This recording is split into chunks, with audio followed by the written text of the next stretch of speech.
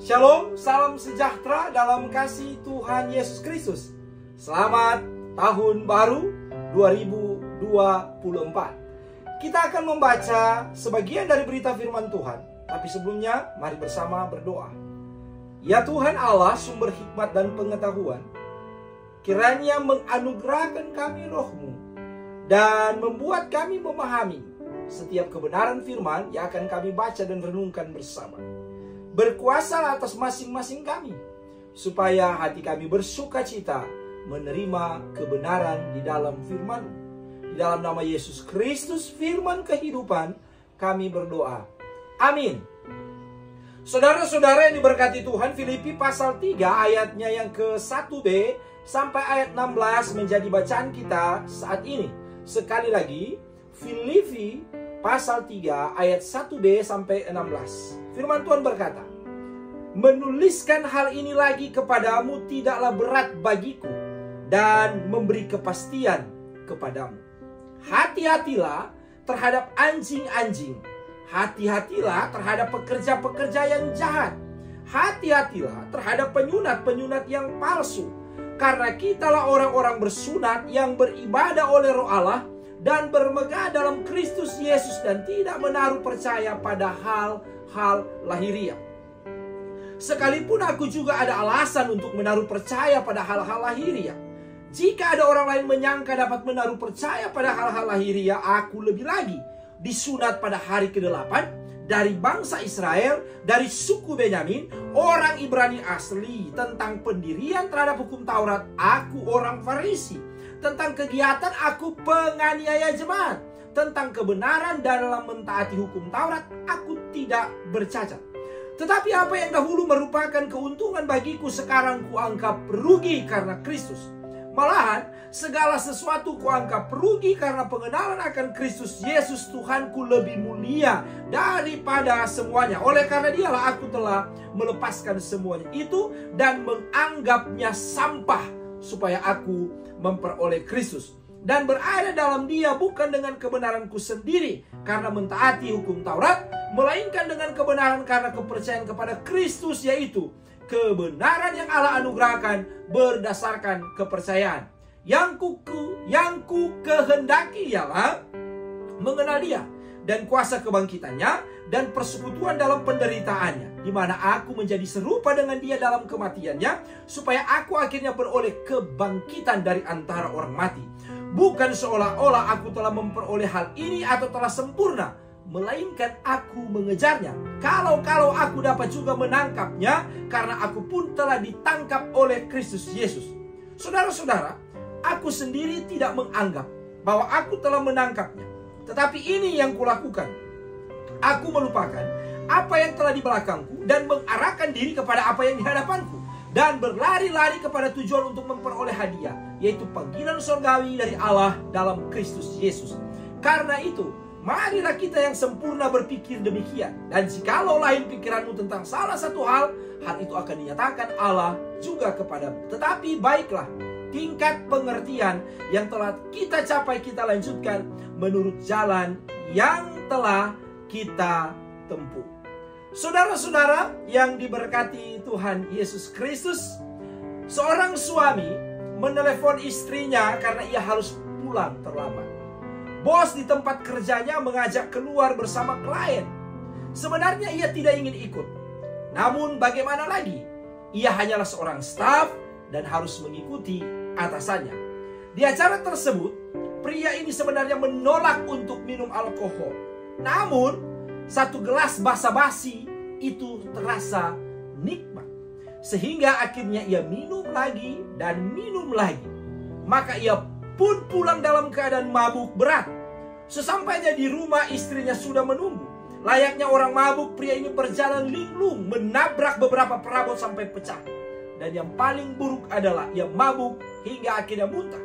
Lantai pun menjadi kotor dan sang istri lah yang membersihkan semua itu serta pakaiannya.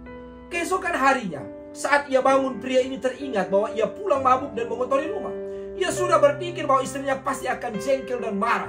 Dalam hatinya, pria ini berharap agar tidak terjadi pertengkaran di pagi hari ini. Namun, Alangkah kagetnya pria ini karena ia mendapati meja penuh dengan makanan enak dan lengkap dengan sebuah notes, sebuah catatan kecil di secari kertas yang berkata, "Sayang, sarapan kesukaanmu sudah siap di meja. Aku pergi ke pasar dulu. Aku akan pulang secepatnya sambil berlari. Sayang, aku mencintaimu." Begitu isi suratnya. Suami ini terkejut dan bertanya pada anak lelakinya, "Tadi malam apa yang terjadi?" Anaknya menjawab, "Waktu ibu mau membawamu ke tempat tidur dan mencoba melepas sepatu serta pakaian ayah mabuk berat sambil berkata, 'Hei perempuan, tinggalkan aku sendiri. Aku sudah menikah dan aku sangat mencintai istriku.'" Mendengar cerita ini, pria itu tersenyum namun juga tersipu malu. Pantas saja istrinya jadi begitu penyayang dan romantis. Namun ia juga malu karena istri dan anaknya pasti tertawa mendengar apa yang ia katakan. Walau memang benar, ia sangat mencintai istri dan keluarganya.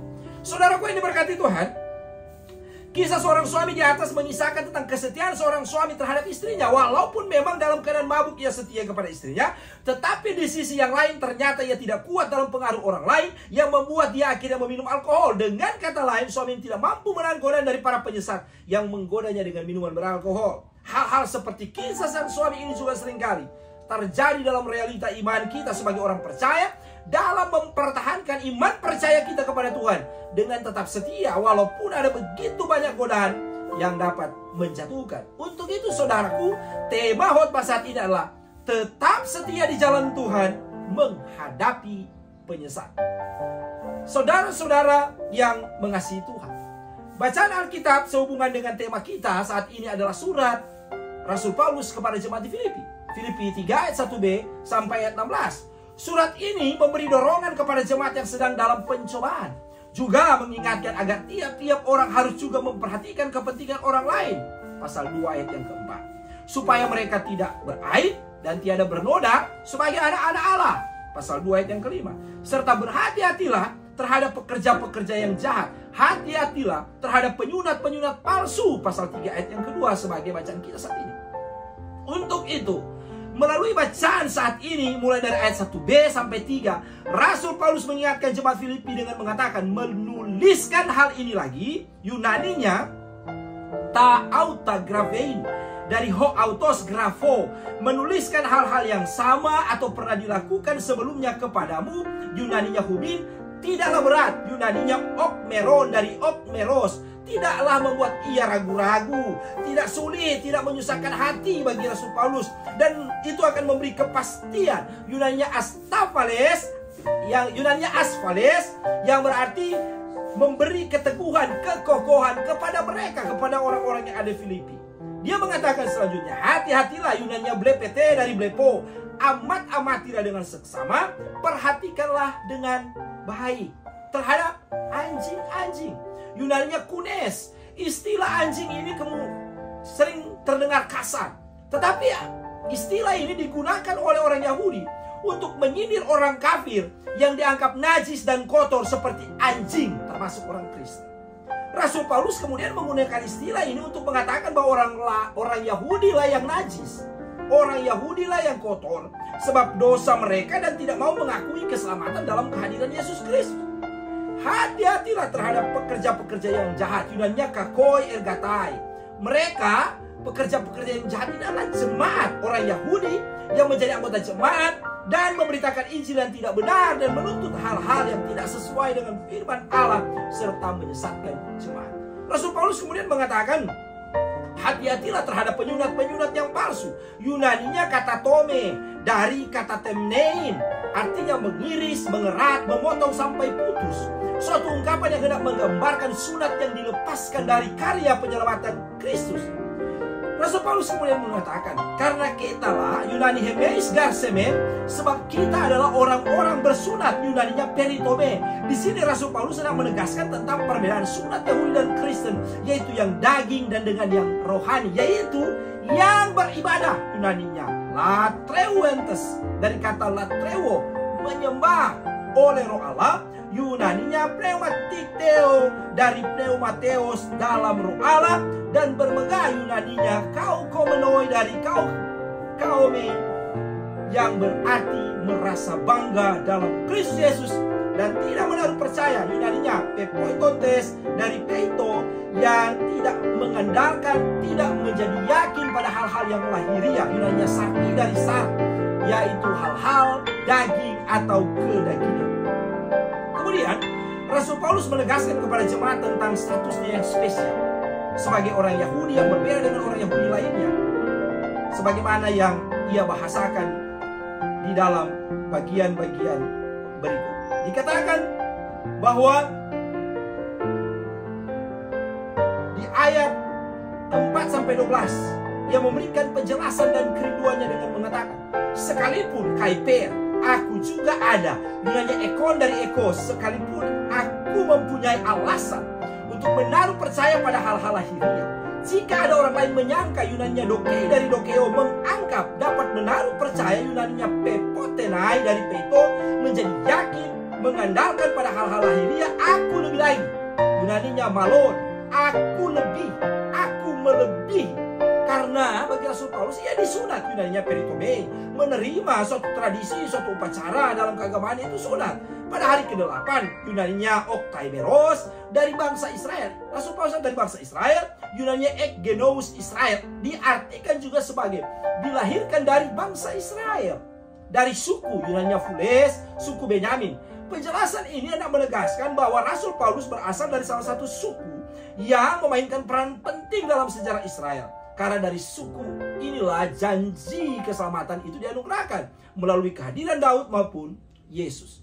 Ia juga mengatakan dia adalah orang Ibrani asli. Yunaninya Hebraios ex Hebraion, orang Ibrani yang benar-benar dilahirkan dari orang tua yang juga asli Ibrani. Tentang pendirian terhadap hukum Taurat, Yunani nomon dari nomos, aku orang Farisi. Yunaninya Farisaios. Rasul hendak menegaskan ia berasal dari aliran Yahudi, partai agama yang paling keras aturannya dalam keyahudian. Tentang kegiatan, Yunaninya selos. Tentang kerajinan atau perbuatan, Rasul Paulus mengatakan, aku penganiaya jemaat. Yunaninya diokon dari dioko. Kata menganiaya ini dilakukan terus-menerus, bukan hanya satu kali, banyak kali, dengan tujuan agar mereka menjadi pengikut penganut agama Yahudi. Tentang kebenaran, Yunaninya dikaiosune, dari kata dikaiosune, kesalehan dalam mentaati hukum Taurat.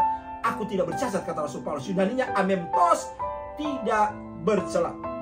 Tetapi kemudian Paulus mengatakan, Rasul Paulus mengatakan, apa yang dahulu merupakan keuntungan, Yunaninya kerdea dari kerdos, bagiku sekarang kuanggap rugi karena Kristus. Yunaninya hegemai diaton kriston zenia.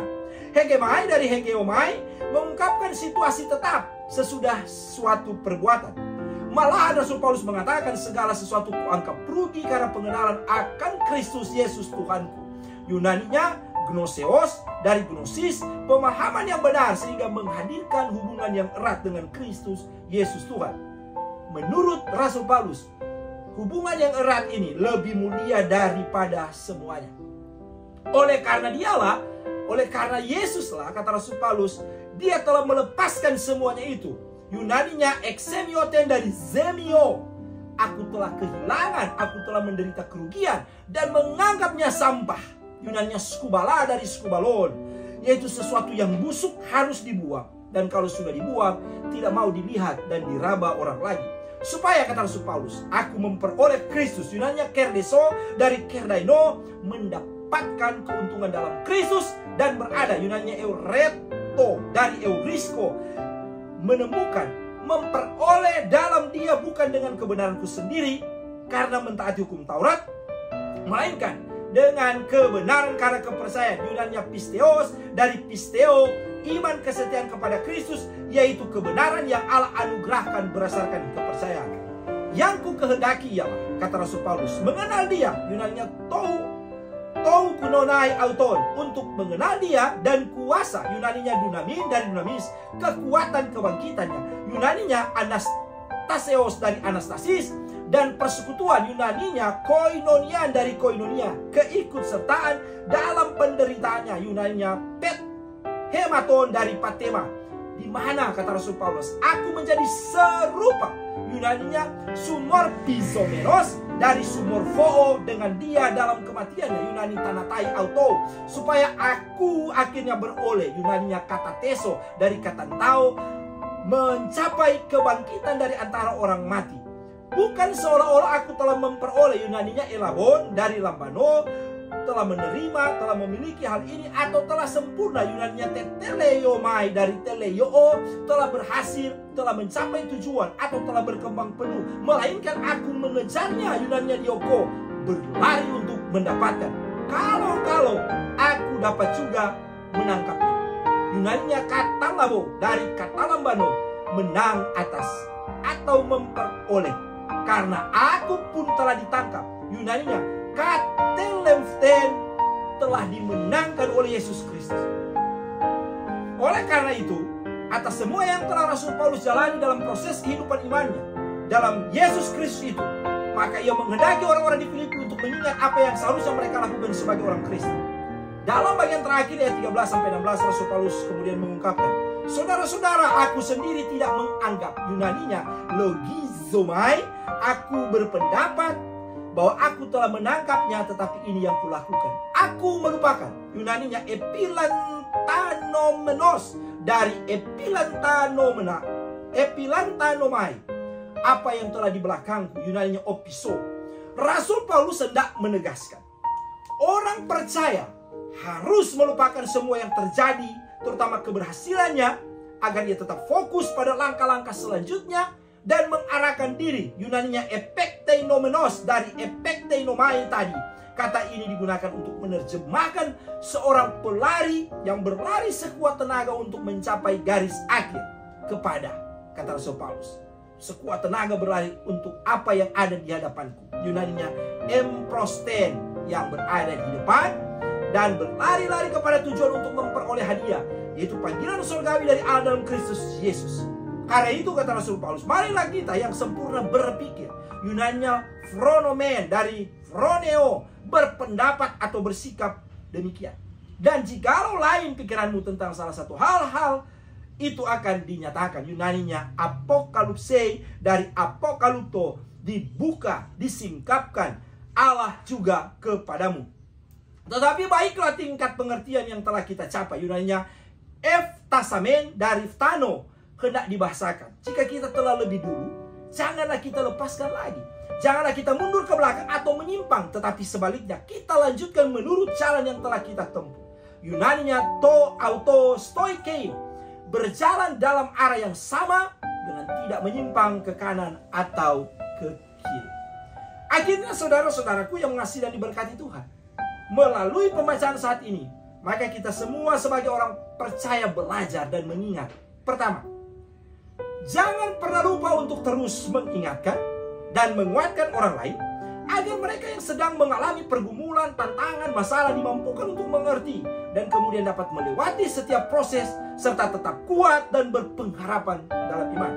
Oleh karena itu, saudara-saudara, jangan pernah merasa sungkan ataupun ragu untuk terus-menerus memperkatakan kebenaran, baik secara lisan ataupun lewat tulisan-tulisan yang dapat kita bagi lewat media-media sosial yang kita miliki masing-masing.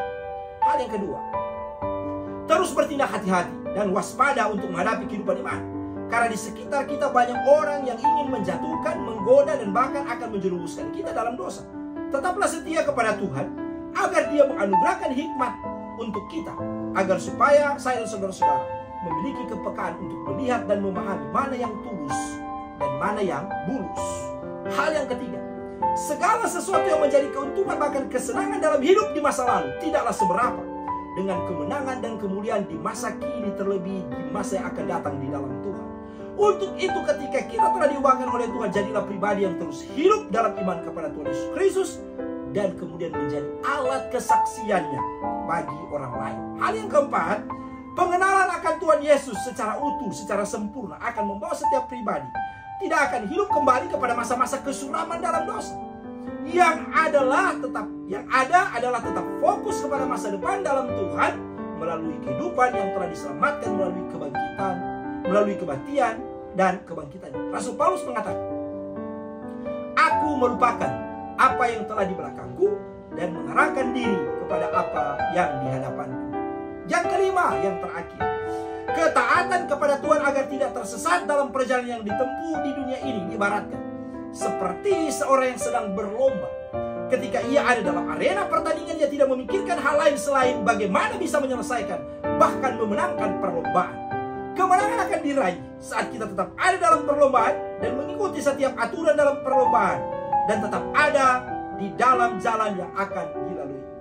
Sebab jika kita tidak fokus, kemudian menyimpang, maka tidak akan pernah ada kemenangan dan tidak akan memperoleh hadiah yang dibahasakan oleh Rasul Paulus, yaitu panggilan surgawi dari Allah dalam Kristus Yesus.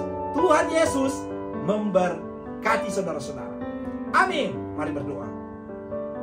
Kami telah belajar dan diingatkan oleh firman-Mu saat ini. Biarlah Roh Kudus terus memberkati, menyertai, sehingga apa yang kami dapatkan saat ini akan memberikan kemenangan-kemenangan dalam iman, dan akan terus membuat kami tetap kokoh, teguh, setia, taat kepada Tuhan dalam berbagai macam situasi hidup yang kami jumpai di dalam kehidupan yang Tuhan anugerahkan. Berkati kami Tuhan, agar firman bukan hanya didengar, tapi juga dilakukan dalam hidup kita. Terpujilah nama-Mu. Di dalam nama-Mu Yesus Kristus Tuhan kami berdoa dan mengucap syukur. Amin.